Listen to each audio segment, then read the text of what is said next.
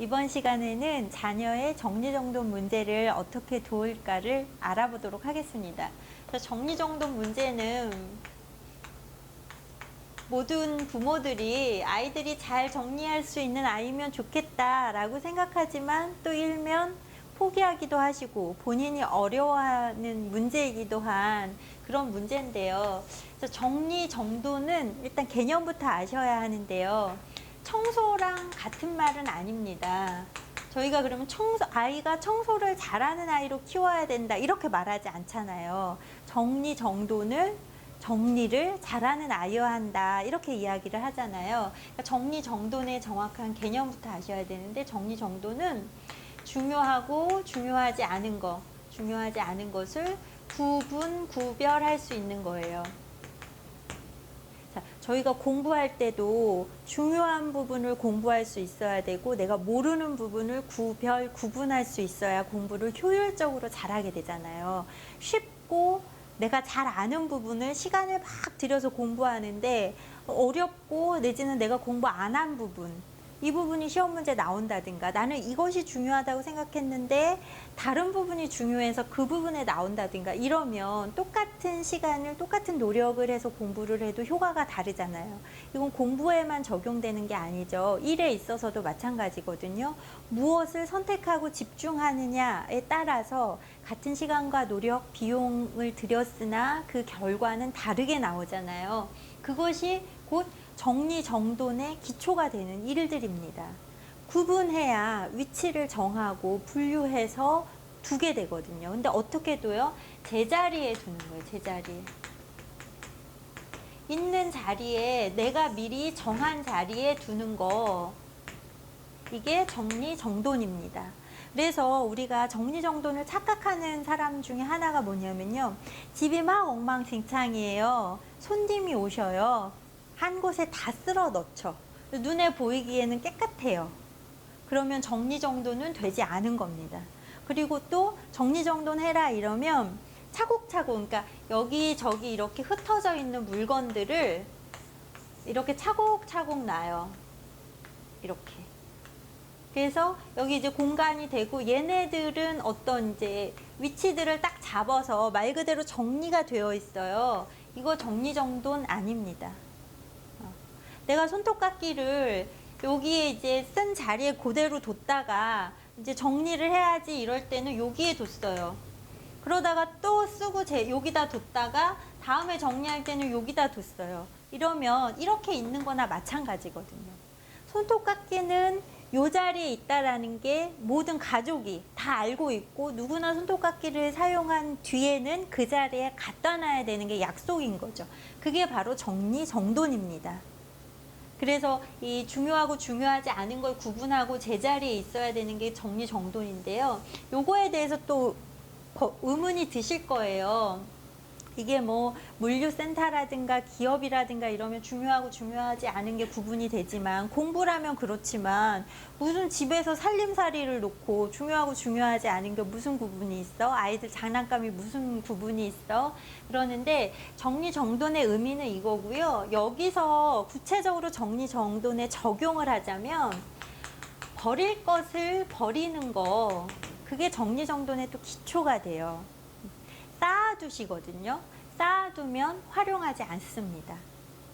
옷도요, 이 코디네이터들이 옷에 대해서 옷장 정리를 도와주는 코디네이터도 있거든요. 옷장 정리부터 하고 입을 옷이 뭔지를 파악한 뒤에, 그러면 여기에 맞춰서 뭐 스커트 뭐만 사시면 되겠습니다. 그거는 무슨 색깔로 어떤 톤을 사셔야 지금 있는 옷과 어울립니다. 이런 걸 컨설팅 해주는 그런 전문 코디네이터들이 있어요. 우리 일반인들은 잘 접하기 어렵죠. 그리고 비싼 분들이라 내 옷을 뭐 그 정도로, 하지만 이제 예를 들자면 그렇다는 거예요. 그럴 때 그분들이 이제 공통적으로 얘기하는 게, 늘 우리는 문 열면 입을 옷이 없잖아요. 그런데 옷은 가득 있잖아요. 그래서 또 사죠.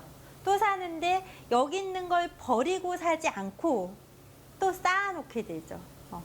그분들이 추천하는 건 1년이, 그러니까 해가 지나도록 입지 않은 옷은 그 다음에 입을 가능성이 없다, 이렇게 얘기합니다. 유행이 다시 돌아올 거야.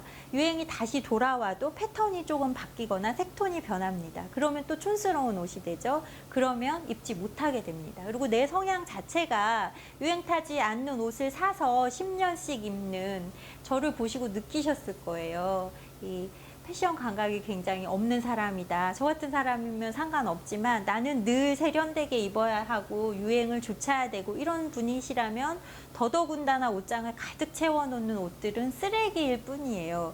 그 쓰레기를 위해서 저는 좀 더 넓은 옷장이 필요하고 서랍장도 새로 추가돼야 하고 옷걸이도 또 사야 하고 이런 낭비까지 이어지는 거죠. 그래서 이 구분하는 거 낭비와 효율성 문제에 굉장히 중요한 문제이거든요. 그래서 이 두 가지를 할 수 있는 게 정리정돈입니다. 정리정돈이 안 되는 그러니까 어른들의 경우에는 여러 가지가 있죠. 모든 것이 부모의 본이잖아요.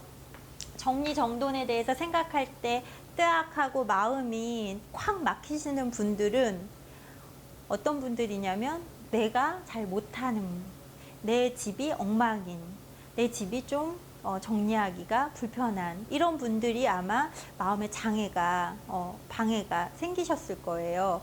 왜냐면 내가 잘 안 되는데 내 아이한테는 어떻게 이걸 가르칠 것인가. 근데 이 본이 안 되는 여러 가지 이유가 있죠. 성향상 정리정돈이 어려운 분들이 계세요. 하고 싶으나 나는 좀 잘 안 돼 이런 분도 계시고, 또 똑같이 성향상 나 이거 괜찮은데 남들이 뭐라고 해도 나는 자유로운데 뭐 이런 분들이 계실 거고, 또 아이를 키워봐라. 당신 아이 키우면서 집 정리정돈하기가 얼마나 어려운지 아냐. 육아 자체도 가사노동이 너무 가중된다다가 아이는 늘 어지럽히는 아이들이다. 그것이 아이들 본능이기 때문에 집안이 깨끗하기가 어렵다. 이런 핑계를 대시는 분들 여러 가지 이유들이 있으실 거예요. 그런데 지금 정리정돈을 말씀드리는 거는요. 극단적으로 나는 진짜 괜찮아. 그리고 내 아이도 엉망진창이어도, 그러니까 엉망진창이라고 극단적으로 표현해서 죄송해요. 그러니까 내 아이도 그냥 정리 안 되게 지저분하게 살아도 괜찮아. 이렇게 하신다면 그거는 본인의 선택이고 본인의 책임입니다. 제가 더 이상 드릴 말씀이 없어요. 하지만 왜 정리정돈이 중요하고 모든 이 발달심리학자들이나 심리학자들이나 내지는 학습에 있어서 특히 학습 심리자들이 정리정돈의 중요성을 이야기하고 어릴 때 몸에 익숙하게 키워줘라. 그러면 어느 성향의 아이들이든 그 정리정돈의 모양은 좀 다를지 모르지만 이 기술을 익힐 수 있다라고 해서 강조하는가. 그 이유를 좀 도전받으시고, 그리고 그 방법론을 좀 배우셔서 이번에 실천해 봐야지 이렇게 변화하시는데 도움이 되기를 기대하면서 이 강의를 준비했습니다. 정리정돈 왜 중요할까요? 아이들한테 도대체 정리정돈을 하고 안 하고가 어떤 영향이 있을까요? 첫 번째로 부모님들이 그렇게 원하고 관심 있는 학습 능력과 관계됩니다. 공부 잘하는데 가장 중요한 요소, 그러니까 본질적으로 가지고 있는 거 말고요. 외부적으로 키워야 하는 능력 내지는 가지고 있어야 하는 기술, 그것이 무엇일까요? 혹시 알고 계시나요? 저희가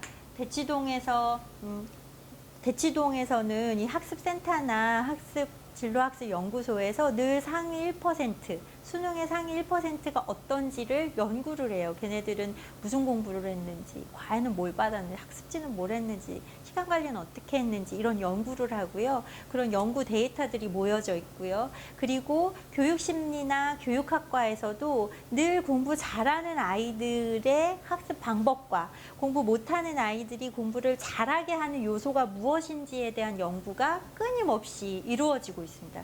거기에 바탕이 되는 게 무엇인가 찾아내야 아이들을 도우니까요.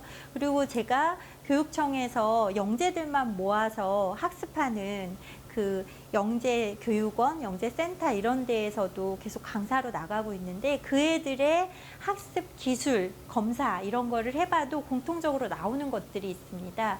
그것은 뭐냐면 체계화와 관계된 거예요. 이 체계화에 관계된 건 두 가지가 있는데요. 일단 계획과 관계돼요. 아이들이 공부를 잘하는 아이들은 계획을 잘하는 아이들인데요. 계획을 하는데 시간과 노력을 굉장히 많이 씁니다. 그러니까 오늘 수학 공부 이렇게 하는 거랑 오늘 수학 교과서 몇 쪽부터 몇 쪽까지를 풀고 그 중에서 틀린 것을 오답 노트에 정리해서 그것을 뭐 어떻게 해결하겠다 내지는 뭐 카드화 만들겠다 이렇게 계획을 세워놓은 거랑 실천력이 다르다는 거죠. 그러려면 구조를 잡아야 하거든요. 그러니까 내가 시험 공부를 하는데 분량은 얼마나 되고 남은 시간은 얼마나 되고 그것을 어떻게 배치할 것인가, 그 다음에 그 배치하는데도 공부도 교과서만 공부할 것인가, 연습 문제만 풀 것인가, 문제집을 풀 것인가, 틀린 거 어떻게 처리해야 될 것인가, 이런 것들을 다 종합적으로 늘어놓고 위치를 잡는 거죠. 그게 계획 에 해당되는데 그것은 체계화를 모르면 할 수 없는 일이에요. 지금 이거잖아요. 중요하고 중요하지 않은 부분을 구분하고 내가 버려야 할 부분을 버리고 제자리에 배치하는 거죠. 그것이 다 계획 능력에 관계된 겁니다. 그리고 체계화는 이 인지적인 능력, 공부 능력에 또 굉장히 중요한 문제의 또 하나인데 이 이해를 하는 데 있어서 이해와 정리를 하는 데 사용되는 게 체계화입니다. 우리가 고구려, 백제, 신라 이것을 고구려의 정치, 경제, 문화, 백제의 정치, 경제, 문화, 신라의 정치, 경제, 문화 학교에서는 이렇게 배워요. 그런데 내가 체계화, 이해 정리를 할 수 있다는 건 문화를 고구려, 백제, 신라로 다 묶을 수 있고 이 문화를 또 따로 이 시대의 중국과 세계사, 이 문화와 비교할 수 있고 이런 게 가능해야 시험을 잘 보거든요. 학교에서는 이렇게 배워도 고구려의 정치 문제 하나, 고구려의 경제 문제 하나 이런 식으로 문제를 나오지 않거든요. 이것을 다 털어서 섞어서 나오는 거잖아요. 그런데 이 다 털어서 섞는다는 건 체계화와 관계된 거거든요. 내용을 유목화시켜서 그러니까 주제별로 다르게 묶는다는 거죠. 더 쉬운 예를 들면요. 엄마들이 이제 낱말 카드를 아이들이랑 가지고 놀잖아요. 낱말 카드에 보시면 이렇게 동그라미가 있고 여기에 뭐 기차 이렇게 써 있으면 뒷면은 기차가 이렇게 기차 그림이 있는, 그래서 이렇게 단어 카드 이런 게 있죠. 이런 게 있으면 이거는 기차 뒤집어봐, 기차 찾아봐 이렇게 한글 공부에만 사용할 수도 있지만 얘가 동그라미, 세모, 네모 이런 카드가 있다면 동그라미끼리 모아보자 이럴 수도 있고, 타는 건 뭐하라 이래서 기차, 버스, 오토바이 이렇게 모을 수도 있고, 내지는 부엌에만 있는 거 아니면 쇠로 된 거 이런 이제 재질에 관계된 거, 재료에 관계된 걸로 모을 수도 있고 기능에 관계된 것으로 모을 수도 있고, 그러니까 얘네들이 주제별로 다르게 뭉칠 수 있잖아요. 그런 게 분류 유목하거든요. 그런 능력은 학교에서 인위적으로 가르치지 않거든요. 어디서 배우나요? 다 커서 그 능력이 너무 부족해서 공부를 열심히 하는데도 효과적으로 그 학습 결과가 나오지 않는 아이들이 비싼 돈 주고 이제 그 심리학습센터 이런 데서 체계화 능력을 배우죠. 그런데 어릴 때 아주 쉽게 이 능력을 키워줄 수 있다는 거죠. 정리정돈으로요. 내 장난감을, 내 책을 분류하고 유목화시키고 이러면 공부에까지 이어집니다. 그거랑 공부랑 무슨 상관이냐고요? 보속성이라는 게 있는데요. 보속성은